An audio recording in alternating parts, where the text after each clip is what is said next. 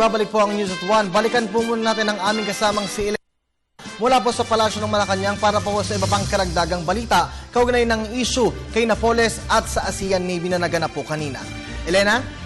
Maraming salamat, Kirby. Posibleng kasuhan na sa Biyernes si Janet Lim Napoles ayon kay Pangulong Aquino. Ang kaso ay tungkol sa pork barrel scam. Ayon rin sa Pangulo, patuloy ang investigasyon sa ibang mga personalidad na sangkot sa parehong issue. Narito ang pahayag ni Pangulong Aquino.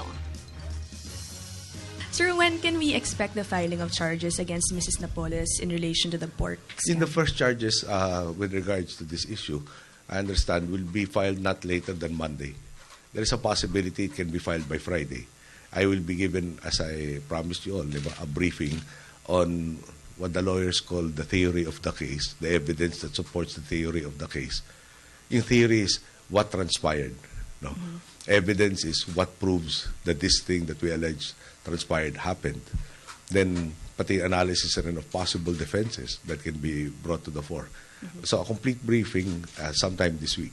But the commitment is not later than Monday next week and possibly by Friday this week. Sir, a 2012 COA report mentions a number of lawmakers supposedly nag-release daw po ng pork nila to NGOs controlled by Mrs. Napoles. Do we expect them to be included dun sa mga kakasuhan po? Hirap naman mag-commit right now, no? Meron tayong very short briefing that I got on items in the 2010 budget. Tandaan na nyo, pumasok tayo June 30 ako noon, 2010. The budget for 2010 was already operational at that point in time. Merong fund doon, may 2 years na continuing appropriation, at yun ang pinagsususpechahan namin na naitago sa isang kumpanya called Phil Forest. At doon nagamit. Now, is it connected to Napoles? I cannot say categorically at this point in time.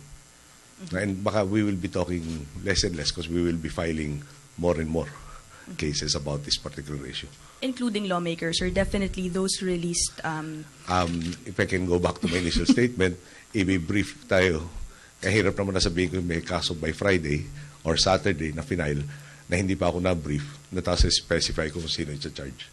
Sir, how about other personalities who are operating a similar scam like There's an ongoing investigation by the Department of Justice. Sir, huli na lang po pahabol. Sure. Can we get a categorical answer? Have you met or did you ever meet Mrs. Napoles when you were still a legislator? No, when I saw her when she came to the palace, I was trying to look at her and I don't remember her. I'm normally very good with faces. Baka sometimes I'm poor with names. She doesn't look familiar whatsoever. In fact, and I'll be very honest with you, parang compare sa pictures na nakita ko sa dyaryo at yung kaharap ko, may konti akong parang may puwasok na sa isip ko for a little while. Ito ba talaga itong hinahanap natin? No? Now, did I ever meet her? To the level na baka nakipagkamayan sa akin o may naghahi, ganun. I can't even say I ever said hi to her. Yung paalala ko sa'yo, after 2005, wala na kaming pork. Wala na kaming PDAF. Tapos kung ang interest niya sa legislator, maghanap ng paano makaka-access ng PDAF, para useless niya akong kausapin.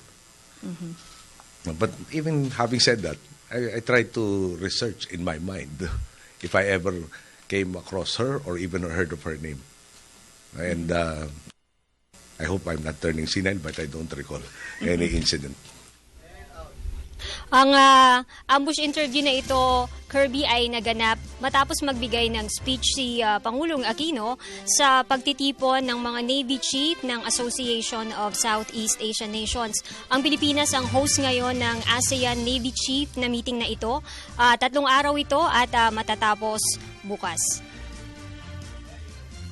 Ni Pangulong Aquino ang pagtutulungan at kooperasyon ng mga hukbong dagat sa rehiyon ng Southeast Asia.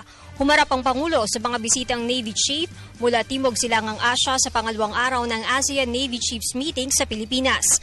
Ayon kay Pangulong Aquino, bago pa man ang mga mananakop, ay pinagtatagpo na mga miyembro ng ASEAN ng karagatan. Ang pagtitipon aniya ng mga pinuno ng hukbong dagat ay pagpapatuloy ng tradisyong ito. Sinabi rin ng Pangulo na sa pagkakaroon ng mga bansa sa ASEAN ng kanya-kanyang kasarinlan, sinisikap naman ang pagpapalawig at pagpapalakas ng pagtutulungan. Binanggit ng Pangulo ang layo ng rehiyon na makamit ang ASEAN Economic Community sa taong 2015. Ito na ay ikapitong ASEAN Navy Chiefs Meeting. Nasa bansa ang mga Navy Chief o kanilang kinatawan mula sa mga bansang Brunei, Cambodia, Indonesia, Lao People's Democratic Malaysia, Myanmar, Singapore at Thailand. Ang tema ng meeting ngayong taon ay Partnership for Peace and Prosperity. The end in sight. Freedom of navigation, the safety of commercial vessels, and the security of their civilian passengers, all of which are especially important given the ASEAN Economic Community, which we intend to establish by 2015.